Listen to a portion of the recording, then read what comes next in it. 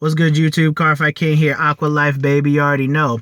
I just got off of work and just going to make this video because I was asked to do this, and I told him I was going to have it up by Thursday. As a subscriber of mine. But it's going to be on what I think are my probably top 5, maybe. But it's just decks and what counters Kagero. More specifically, the most competitive build to me, which is the cross. Now, the difference between this one and the one I did for Aquaforce is that Aquaforce is a lot easier to point out the direct counters to, just because we need specific units on the field that help us reach the 4th battle. We need a certain number of battles in order for us to get our skills off, whereas Kagero can run just more of the standard, 16k column, 22k Vanguard column, thing like that. They can work off the center column and stuff. In order for us, for Lambros to work, Titleborn and stuff, we need to hit, 3 to 4 battles, during the turn for, our skills to go off. So that's why it's a bit easier to put on direct ones, because there are clans like Narukami, Gear Chronicle, Kagero that blow up our units, that ruins our field setup and kills the units that allow us to hit that extra 4th battle, 5th battle that we need. But Kagero in itself does have its weaknesses, and it does falter against certain decks, and what they do as a general strategy. And so I'm gonna get into that. All right, let's go. Alright, yeah, so I'm going to get these two out of the way. First one's going to be Shadow Paladins. Shadows have a really good matchup against Kagero. Being able to get, Kagero, retires your field, builds up a lot of slow-paced advantage. And so being able to blow up the field and stuff, Shadows don't really have a field to blow up a lot of the times, or they might have half a field, or, 1/4 of a field, or whatever it is, because they retire their own units during the turn. Plus, they have a massive advantage engine, as well as units that gain extra crits and also have the ability to restand and superior call out of the deck. Shadows do pretty much everything. Kageros, they don't superior. Yes, the advantage engine with the cross is pretty nice, but like I've always said with the cross, you're playing a chess game with your opponent. Your opponent and you are playing a chess game. When they block the cross's attack, do you want to drop that cross and not have the ability to re-legion next turn and do the wyvern plays and to blow up their units? How much is it worth discarding your copy of the cross to burn those 2 units? Now, obviously, you could drop the cross, burn 2 units, and then combo that with burn out the next turn, or if you have another cross or whatever it is in your hand. But, you're playing a chess game, you're playing a predicting game, playing a guessing game of what your opponent and you have in your hand, and whether it's worth you burning them, or in your opponent's like, well, you could burn my 2 units, but I can call them back out. Well, that's what Shadows do.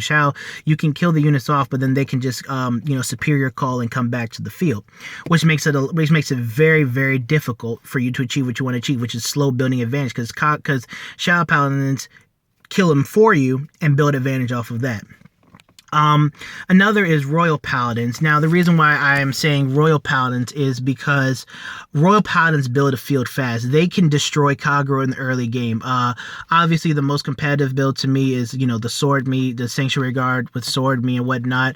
Just being able to go off, as long as you have Jewel Knight counterblast and whatnot. But then Regale is able to put on a massive amount of pressure. Now, with Kagero, you do have also a good matchup, because, you can pop their field, make them burn more counterblasts and things like that.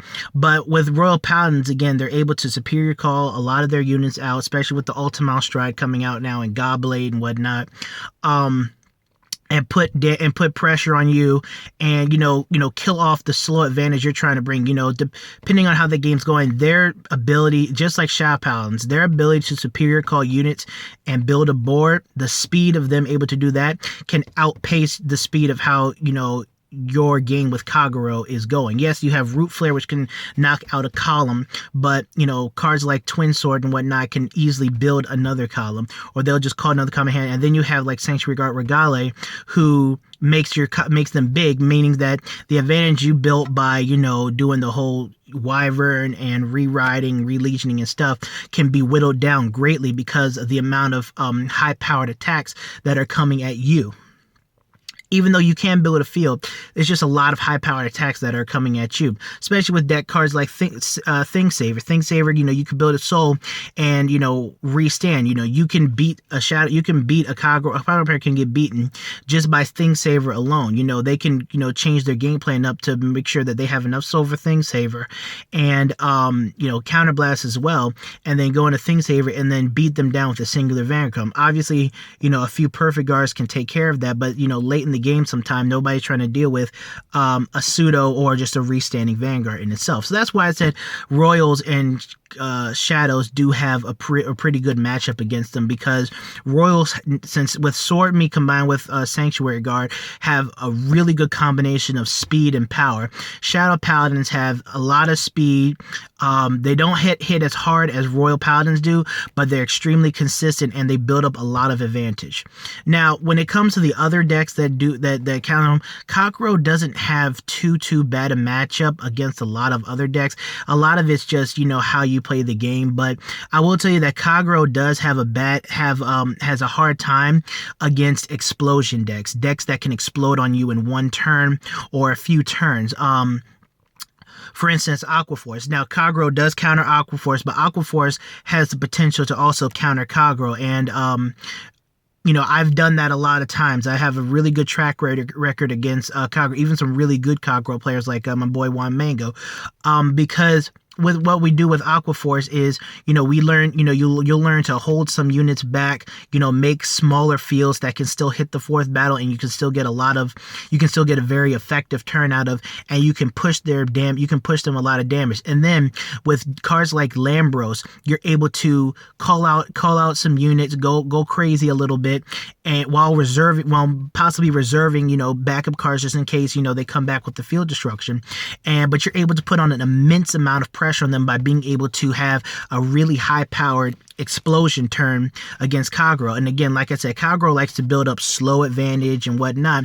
And so with Aquaforce, the speed of how you're able to apply pressure with the multiple attacks in there, like High Tide, Couple Dagger, Tidal Assault, and Magnum, and things like that, Lambros, obviously, you're able to put on a lot of pressure on the Kagero player, outpacing them, not falling into Kagero players' plays, but outpacing them and putting them into a corner. Even though they can come back with a Root Flare maybe, or in a burnout, whatnot, you can, they can kill your fields, but then, if you've reserved enough, you can call your stuff out and, put them in a bad position again in terms of, hand advantage and damage and whatnot. So, but that's just one example. Great Nature has the ability to also counter Kagero. They have an immense draw engine in being able to not only kill their own units, they'll kill their own units, reducing the amount of units that Kagero has to kill, but also draw on top of drawing to replace their units, especially with the Legion.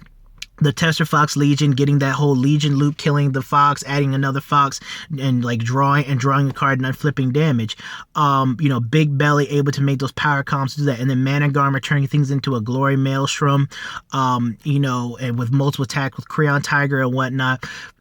Great Nature has the ability to definitely explode on Kageros when you get your field set up and draw. Like Kageros can get rid of a field and whatnot, but Great Natures have a really good balance of offense and defense that they can block some stuff and then come back with another really high power turn with all the doping and everything that they do.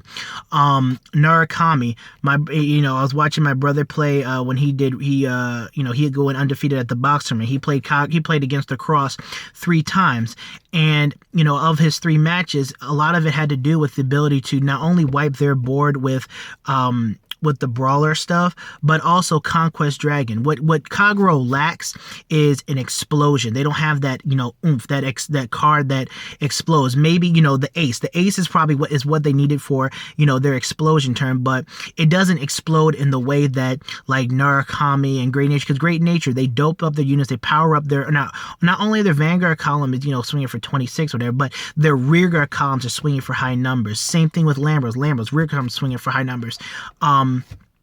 And then, you look at things like Conquest Dragon. Conquest Dragon turn, when they blow up the front row, whatnot, they'll get like 10,000. Your rear guards are 10,000. So that's like half of a Lambros without all the extra attacks. So that means that you're looking at like a 21k column here, maybe a 21k column there, and then the Vanguard is at 36 by himself. So that's just a lot of high-powered pressure that they're going, exploding. Conquest Dragon is their explosion for Narukami, in addition to them blowing up your field with brawlers and big bang brawlers or Vanquisher, whichever one you're using.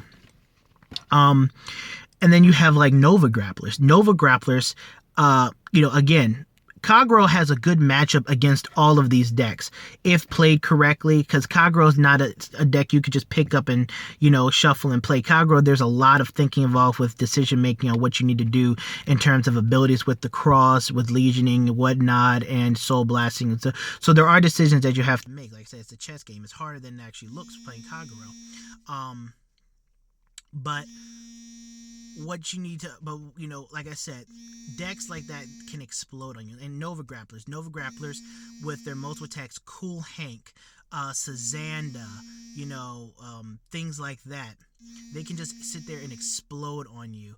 And I know, phrasing, but it's one of those things where you need to be able to have a hand to pressure it. And if Kagero is sitting there building up a lot of slow advantage while Nova Grapplers are getting their multiple attacks off, like literally I've been on the wrong end of it as well.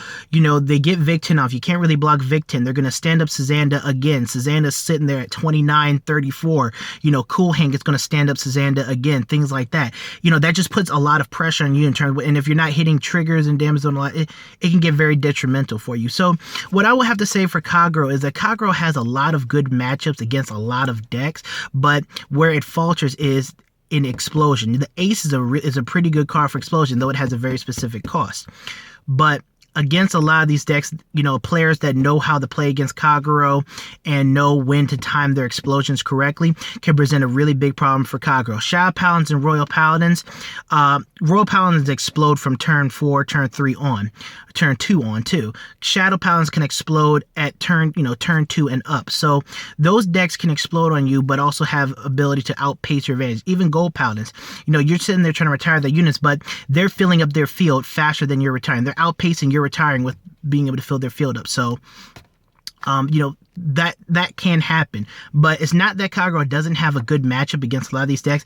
It's just that if played correctly, these decks can present a serious problem for the speed of Kagero. But that's all I got for you guys. About to go back in the house, about to go play some Metal Gear Online, and yeah, Cardfight Kingdom out. Peace.